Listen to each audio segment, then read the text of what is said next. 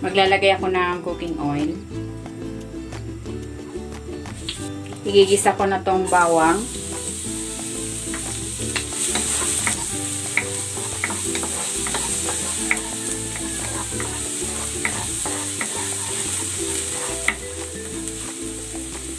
At ang sibuyas.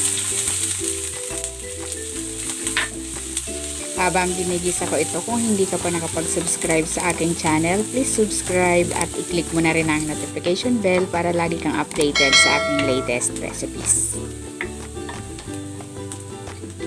Igigisa ko na rin tong kamatis.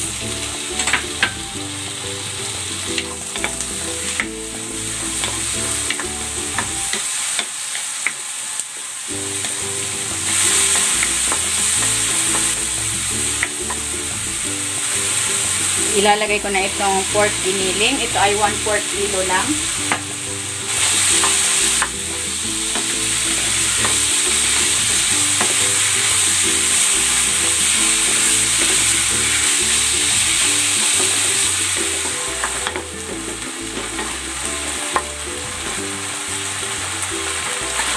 Titimplahan ko ito ng asin, paminta, konting toyo para maganda yung kulay. Yan, okay na yan. Maglalagay din ako ng oyster sauce at ng paprika powder.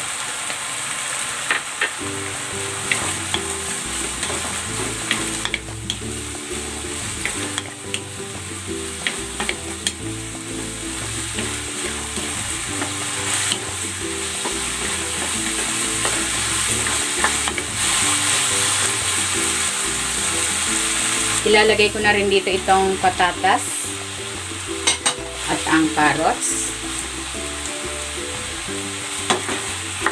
Ayan, dinamihan ko na yung patatas at carrots para dumami yung ating ulam.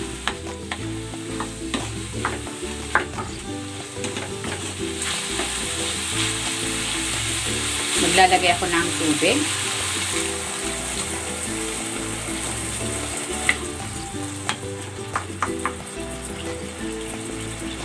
Takpan natin.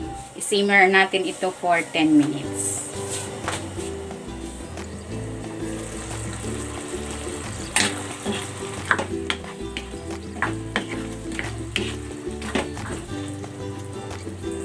Ilalagay ko na dito itong green peas at ang bell pepper.